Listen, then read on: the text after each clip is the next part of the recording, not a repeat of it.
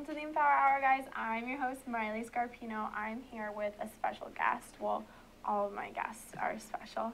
But I am here with JD Brooke, and that's actually not her real name. I just learned that. Brooke is her middle name, and JD isn't even really your real name, but everybody calls you JD. So Yeah. I'm introducing JD here. You want to tell us about yourself and explain your name? Sure. I want to hear about it too. So my actual name, for the record, is Danielle Brooke Stepanzi, and there's a G in there somewhere. And so when I went to Italy for the first time, I was 17, and we were on a ferry from Italy to Greece, and we're stuck with a whole bunch of Italian boys who were on a ferry as well for a school trip. Oh la la. Yeah, it was a interesting evening. And they didn't understand that my name was Danielle and not Daniela or Daniele, which is the feminine and the masculine version of Danielle in Italian. And so the closest thing that they could come up with was, oh, Danielle, like Jack Danielle. And it just became Jack Daniels, and I was 17, so all my friends thought it was the coolest. And so it became JD, and here we are 10 years later, and my mother calls me JD. That's hilarious. Yeah, I don't respond to Danielle much anymore. No. Mm-mm. No, I didn't even know that. And Yeah. at our store too, because Yeah. I work with JD at Lululemon, and we all call you JD too. So it was Yeah. just like, I'm like putting your name in the system, JD. There's another thing I learned.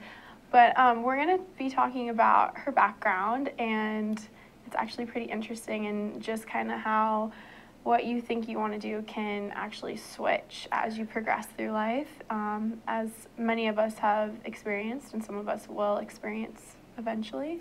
So I'll just hand it over to you, JD. You want to tell us about your background and where you came from and who you are? Sure. Well, that's a story. I was 18. I grew up in New Jersey, born and raised, small town. Which you don't seem like you're from New Jersey at all. I can say water and coffee and bowl like a New Jersey person, but that's about as far as my accent goes.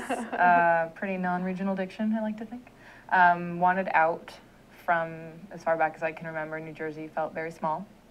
So I moved to Vermont for 3 years, went to university there. I have to ask really quickly. Yeah. Because I'm going on a trip, and my boyfriend really wants to go to Ben & Jerry's. Yes. Is it worth it? Yes. And Okay. then some. Yes. Okay. If you do nothing else in Vermont, do Ben & Jerry's. Okay. And Cabot cheese. And what? Cabot cheese. What is Cabot cheese? We'll talk about it later. It's amazing. Okay. The best thing. I love Vermont cheese. So Vermont. I was there for 3 years, 2 years in university. Went on a trip with one of my best friends who's actually British, and Jack, and we went on this like whirlwind tour throughout Europe, and I decided last minute that we'd be going back to Italy because I'm in love with it. Okay, side note, what inspired the tour, the whole European venture? Well, the one when I was in high school, when I was 17, was just a school trip. Okay. And I'm Sicilian, even though I look mostly blonde and very, very white. She tans well, we've talked about that. Thank God. But yeah, and then, so that was school-driven, and fell in love with Italy. Knew when I got off the bus in Rome my heart was there and something was pulling me. And then so when sophomore year of college rolled around, I think that's when we did our spring break. We had the time, we had the money, we had the resources, and we had friends in England where he was from, so it just made sense to get away for a little bit.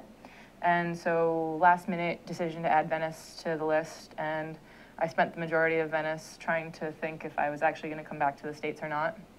As soon as I got back from that trip, I spoke to the college at the time, and I dropped out. I spent the next, I think, 6 months working a full-time job and 2 part-time jobs. What was that like, dropping out? What did parents say? You just went for it. I did, yeah. My parents were, my mom and my stepfather are always very supportive, cautious yet supportive, and they know I can be a little rebellious, and the best thing to do is just roll with it, and that I'm a pretty smart cookie sometimes, very much sometimes, and I usually come out on top. So they just have learned. They provide a lot of thinking points for me, like, well, what is that going to look like monetarily for you? And they usually let me run with it. But my father is a totally different story. But that's a whole other can of worms. Okay. So yeah, So you just dropped out? I dropped out. I was working all the time, and then I enrolled in a university in Italy, the American University of Rome, actually. And it had been where I applied 3 years prior and decided that Italy was too far away. And so I got in, and it was like, I still remember that moment where I got accepted. And it was like New Year's Day when I found out. So it was magical.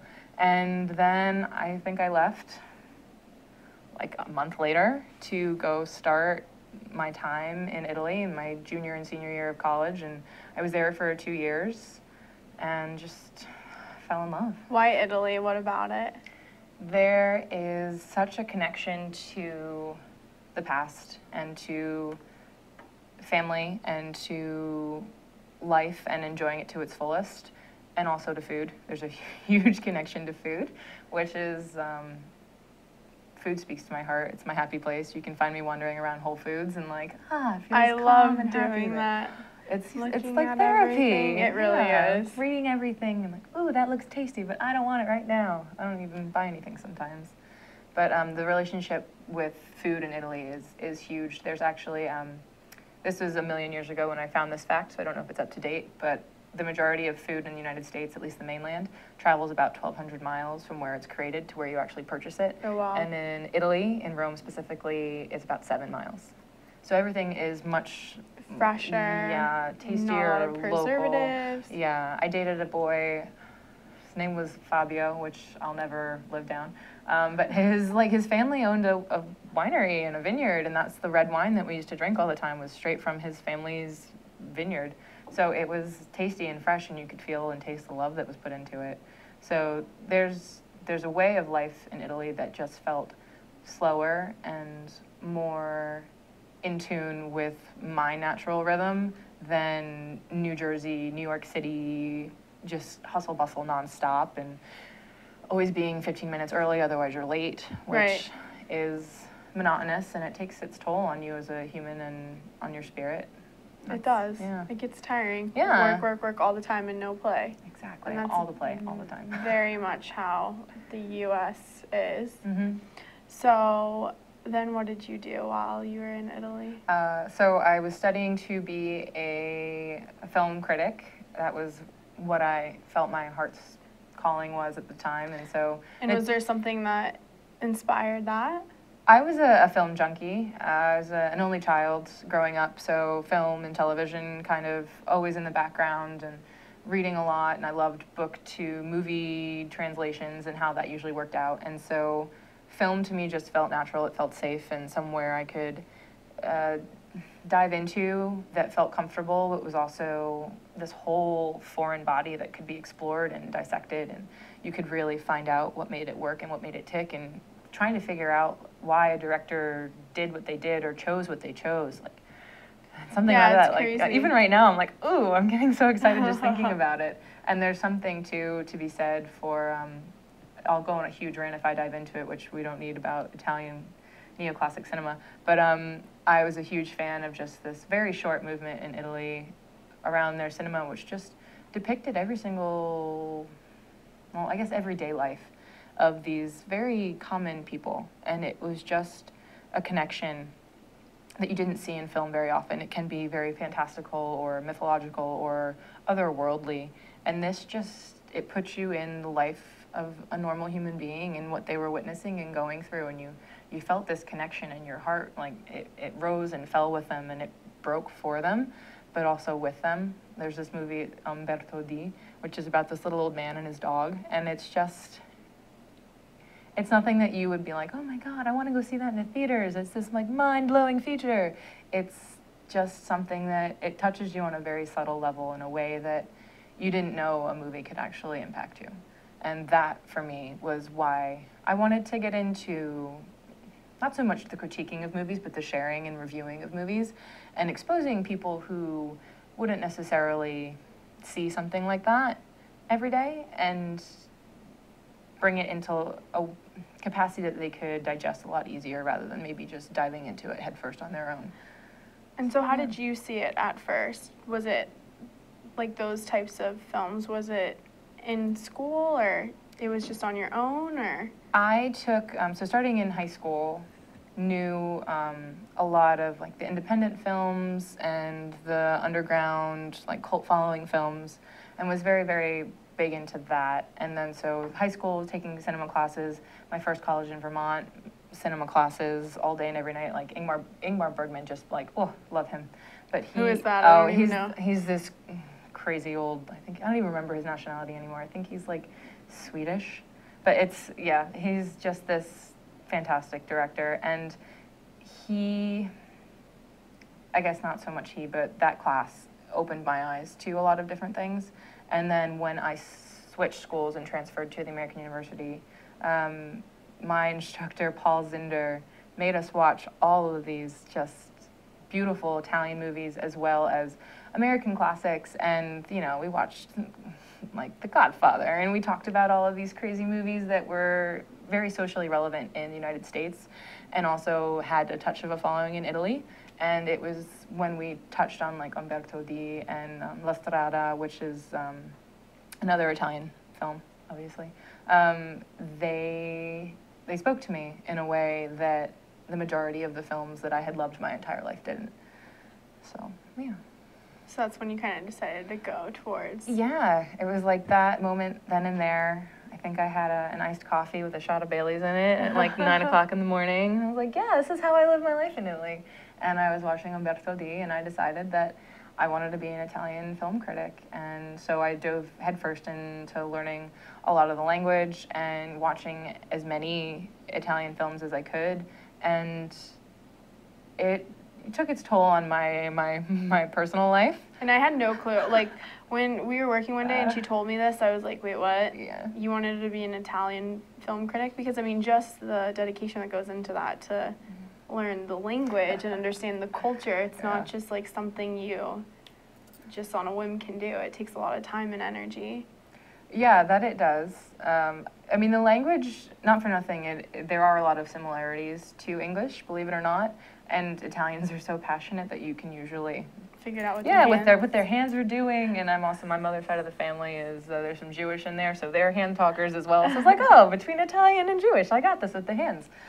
So just a lot of context. You can usually place things, and I had a lot of very, very beautiful people who were willing to work with me and speak the language with me outside of a classroom environment, which is usually where you learn more. And I mean, at my grocery store, they called me Bionda, which is blonde. Like, everybody knew me, and it was like, oh, and all these little people were like, hi, blonde, how are you doing today? And it was a very... Sounds like it was a really close-knit community. Yeah, it was. I was living in Monteverde, which is Green Mountain, so I went from one green mountain in Vermont to another green mountain in Italy, which is just a small world scenario. It's kind of ironic. Right. Wherever you are, that's where you are. And it's one of the older, I guess, residences of all the 7 hills in Rome. And so it's very residential, family, beautiful old buildings, all of these old parks. And so it's very much that like collective community vibe. Everybody knows each other, and everybody has their nose in everybody else's business. Ooh. Yeah, and that's also where my university was at the time. So it was nestled into this beautiful hill in this very Italian neighborhood. And it was an experience, and it also allowed me to dive into the language rather than there are a lot of study abroads at the school as well, which is awesome because you get to constantly rotate new friends and show people new city things besides, the historical aspects. You get to show them what's not on the beaten path. And, but seeing the city through their eyes, where it is very Americanized and it's short term and trying to like suck the life out of the city as best as you can in a very short amount of time, it was draining. And like taking a step back and hanging out with my Italian friends or my long-term university friends who had been there for years and spoke the language and were from that country. It was a very, very different learning experience, and they felt very much more in tune with the vibe and the pulse of actual Rome as opposed to this historical, mythological place that everyone kind of fantasizes, and then once you get there, it's almost like, well, it's not real, and it's old, and like the Colosseum's falling apart, and it's like, yeah, it is, but it's still beautiful, and there's also all of this infrastructure around it, and that's all beautiful too, and taking the time to see that Rome is still a hustling, bustling city, just like any other in the world, and how they work around these fantastically beautiful old buildings. Rome, it's obviously got a special place in my heart. I can tell. We're going to take a short commercial break, and we're going to learn more about Rome and Italy and your studying when we get back. This is the Empower Hour, guys. I am your host, Maile Scarpino. I'm here with JD, who's actually not JD, but that's what we call her. We'll be back in a few. Aloha, my name is PJ, and I'm the host of Hawaii Sports Update. I am very interested in local sports, and that's why I host the Hawaii Sports Update show.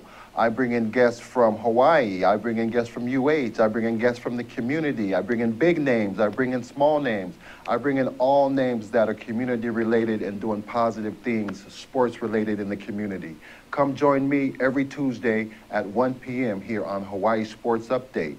You can also join me on my golf tournament, the first annual PJ Sports Radio Show golf tournament. It's going to be held at Coral Creek. For any information, go to ThinkTech Hawaii, INC, and friend us. The PayPal and a summary of the event will be right there available for you. And don't forget to tweet us.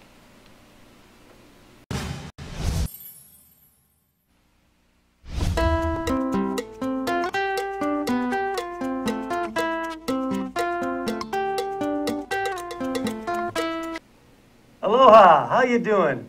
I'm Gordo the Tech Czar, here on ThinkTech Hawaii, where we co-host Hibachi Talk, where we talk about technology and bring in all kinds of cool guests. Also, my co-host with me today is Andrew the security guy. Thanks for watching. Thanks for watching ThinkTech Hawaii, and thanks for watching Hibachi Talk. We also have Angus. And you there, lad. It's Angus. I bring in all kinds of wee things. Oh, look, you can see my lips moving. Hi, I'm Donna Blanchard. I'm the host of Center Stage here on ThinkTech Hawaii. Center Stage airs every Wednesday at 2 o'clock, and of course you can check out our archives on YouTube or on ThinkTech Hawaii anytime you like. Why should you do that? Because this is an arts show that I believe is making a difference in lives. We talk with artists of various ilk. We talk with painters and writers, playwrights, novelists, poets, sculptors, dancers, you name it, directors, actors, of course. And we don't only talk about what people do, but we talk about how they do it. And my favorite part of the conversation, we talk about why they do it. And it's really common on this show to hear people say, wow, I didn't think about it that way. And it's very common to hear people afterwards who have seen the show say the same thing. And I hear all the time that people are inspired by the conversations that we have. So why don't you join us and be inspired too? That's Center Stage on Wednesdays at 2 o'clock. We'll see you Center Stage. Welcome back to the Empower Hour, guys. I'm your host, Maile Scarpino. I'm here with JD, and we are talking about all of her adventures. Well, not all of them, but I'm sure she has some pretty crazy ones that we won't talk about today, but about her career path when she was in Italy and how that kind of changed. And she was talking about her experience of Rome and what it was like to her, and we'll let you dive back into that. So I think where we had left off, I was talking about, why Rome and why Italian cinema and why an Italian film critic. And I had chosen that path pretty early on in my academic career in Italy. So I think I was a junior at some point when I was there. And it was decided. That was what I was doing, and that's what I pursued with a vengeance and a passion. And it wasn't, I think, until my senior year, you have to write a thesis for that undergraduate program. And so I chose... Which is pretty crazy, because for most undergrads, you don't have to write a thesis. It's usually a master's and above. That's very... Yeah, scenario. I just finished my master's. Good for you! Congratulations! Thanks, but so I understand what you went through. Yeah, it's its own special version of hell. But my senior project was my thesis. And I did a postmodern comparison of the movie Fight Club versus the novel Fight Club. Okay. And it was in that capacity and in that realm where I actually realized that how much love and labor went into the creation of not just my thesis, but this movie and this novel. And it was really like a labor of love from the director as well as the author. And here I was overanalyzing and, you know, trying to peek beneath the, what is it, the rug or whatever that saying is. The curtain. The curtain, that, yeah, rug, some sort of material I was peeking underneath, behind, around, and trying to push my own analysis and feelings and understandings onto these works of, for lack of a better term, for art. And something just about that, in like the final culmination, I had to present my thesis to a panel of peers as well as administrators in my program. And it felt inauthentic. It felt very much that I had no right to take these works, whether appreciated, loved, despised, hated, overanalyzed, underappreciated, whatever you think, and to actually not necessarily tear them apart, but to overanalyze and put my own thoughts in. It just felt, it felt wrong, and it felt very disingenuous.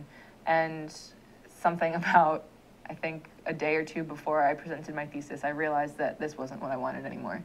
And so I presented my thesis, and I believe I got an A, which was awesome. Really great. And yeah, here I was now, like, about to graduate, and I didn't want to pursue what I had just spent the last 2 years in Italy specifically, and the 2 years prior in my school in Vermont pursuing. And what was that like? It was a bit of an overwhelming meltdown. I can imagine. Yeah, there was, I mean, I had great friends to support me and talk me through things. And it's always easier to have an existential crisis, I think, when you're in your early 20s and living in Italy. Something about that just feels romantic.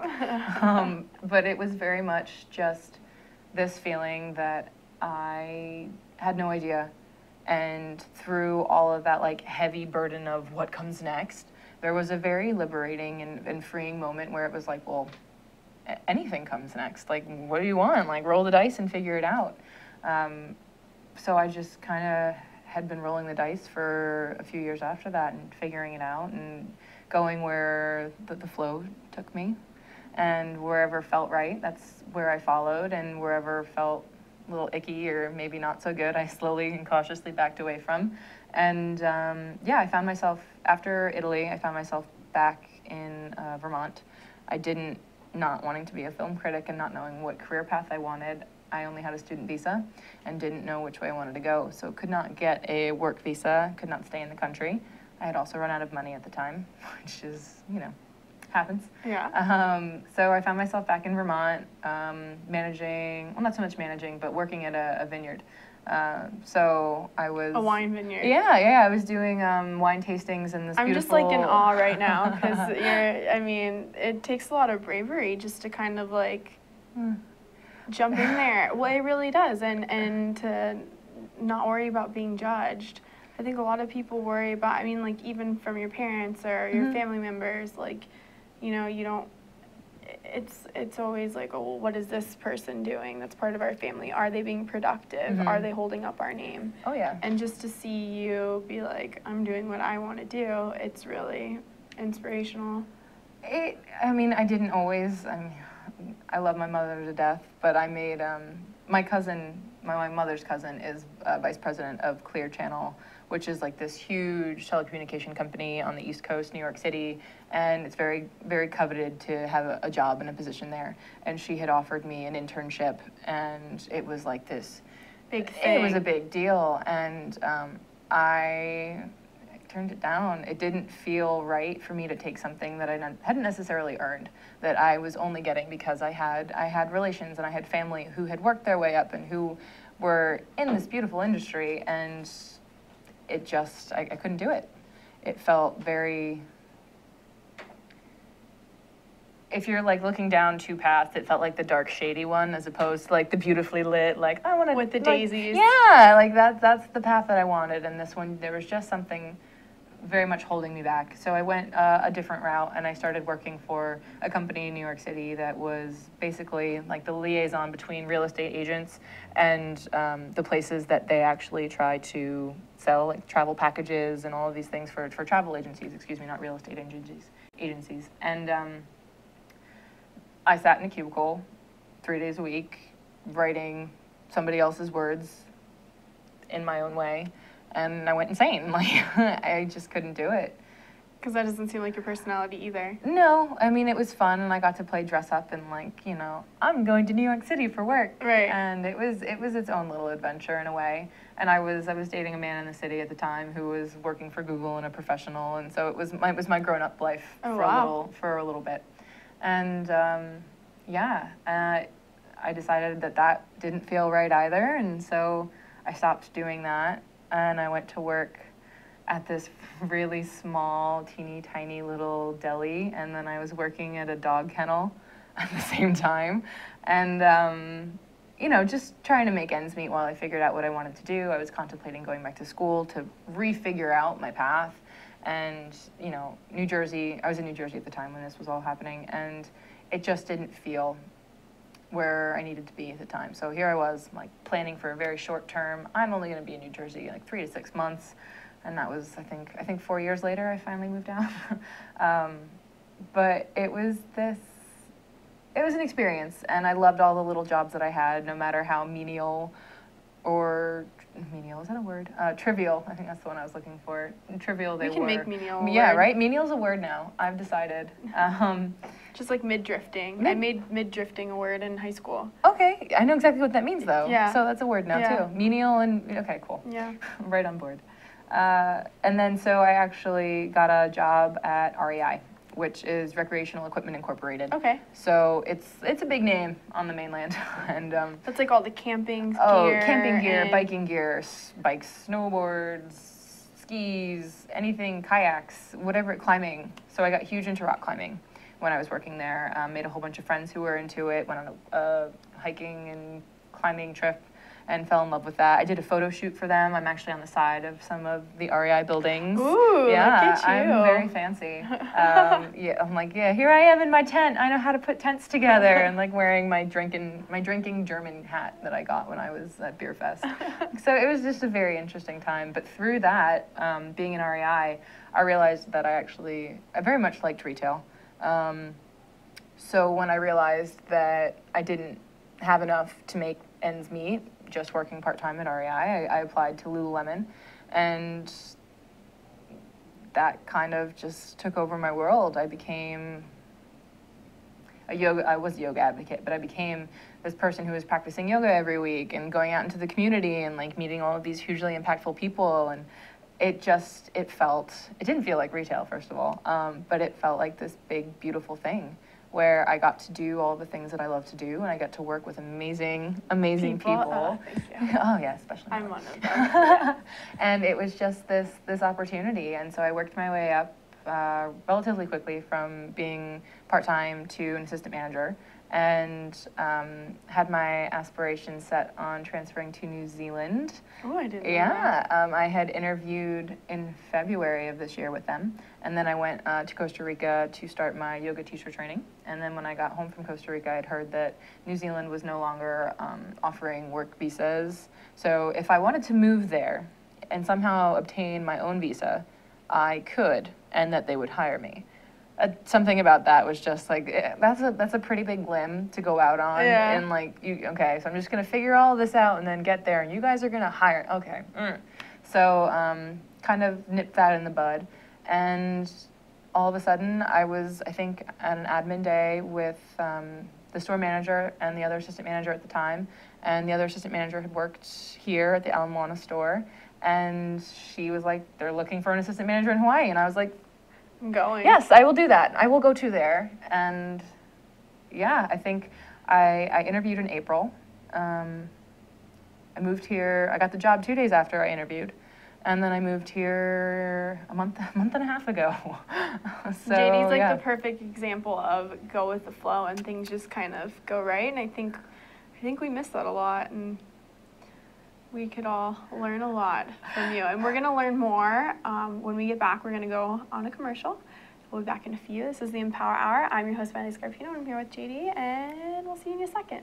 Hi, I'm your host on ThinkTech Asia, Bill Sharp. I look forward to you joining us each Monday between 4 and 5 o'clock when we film right here in our studio in downtown Honolulu. The show, ThinkTech Asia, focuses on contemporary events in Asia, and by Asia we mean anything from Hawaii south to Australia and New Zealand, west to Pakistan, and as far north as the Russian Far East. Clearly, this is one of the most economically dynamic centers of the world, and we bring you up to date on what's going on in a whole host of countries in this very vital region. We look forward to seeing you. Aloha. Welcome back to the Empower Hour, guys. I'm your host, Maile Scarpino. I just got quizzed on my on Lululemon. I didn't even know. I'm like, it's 2 words, and it's not. It's 1 word. That's really bad. I am dyslexic though, and I can't spell, so I'll use that for my. You're really pretty. It's all good.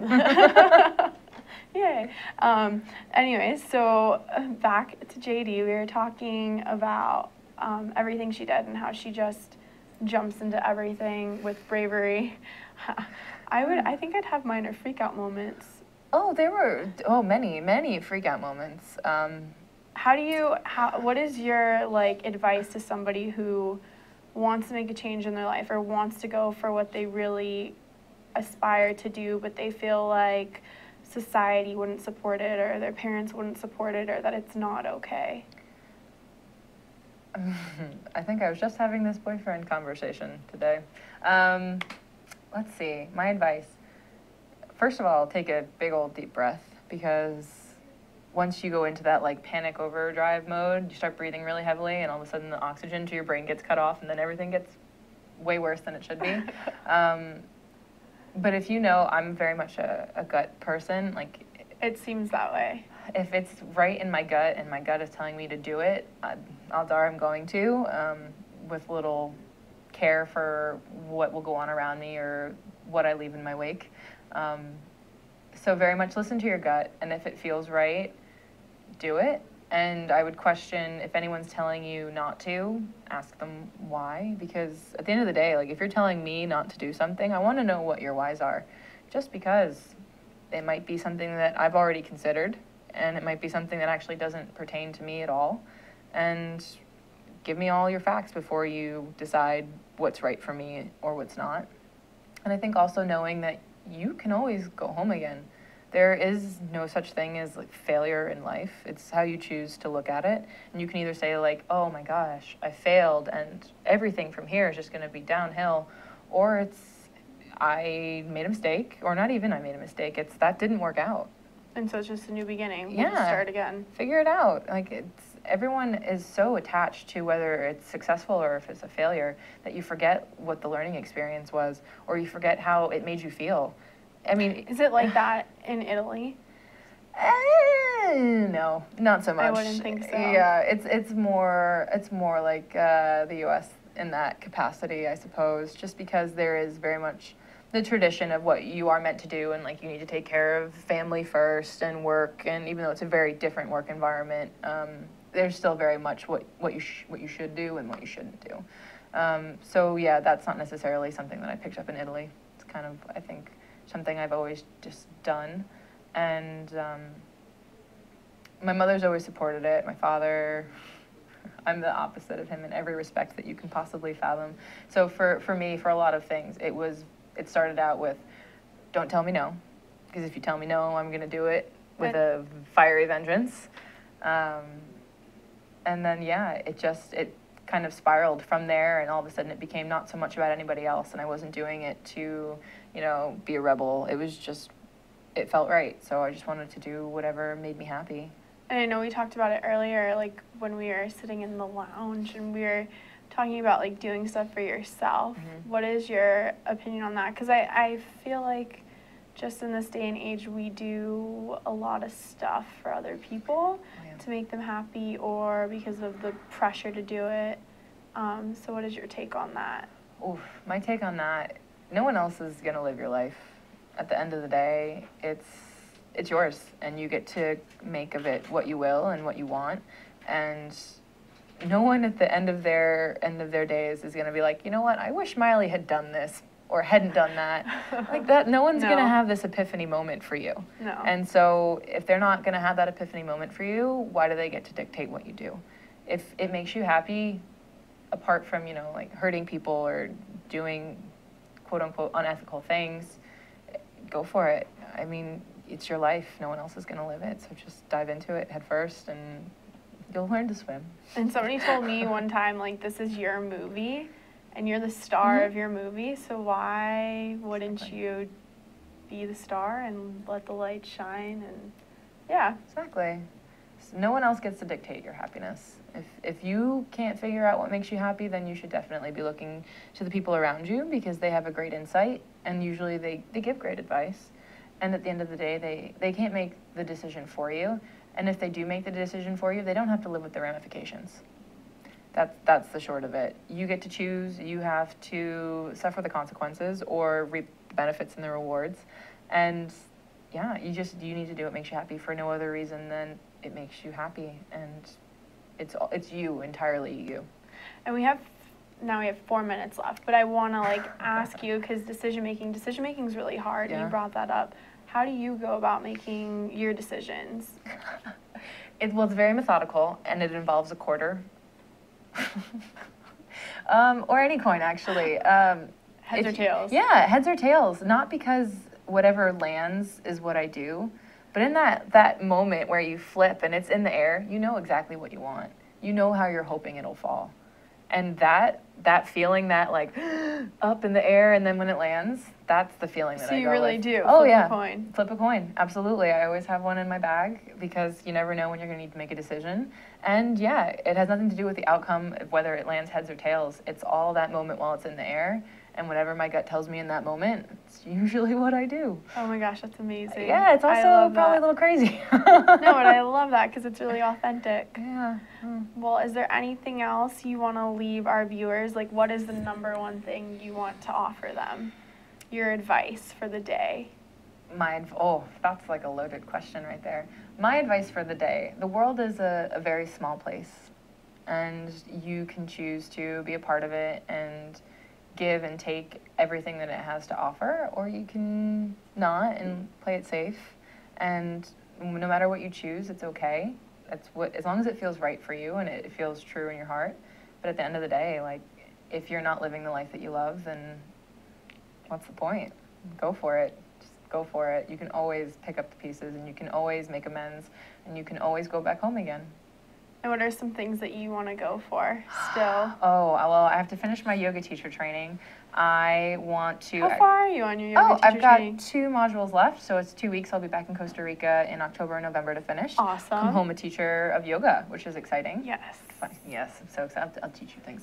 And then let's see what else. I want to do, I think, the Appalachian Trail from Georgia to Maine. Oh my gosh, that would be gorgeous. There's a couple things on my bucket list that I'm excited to get up to. I don't want to give like too much away because I want to impact Oahu and Honolulu and make a name. You're gonna do it secretively. What about for Lululemon? Is there anything else you wanna? Lululemon, I am coming for you.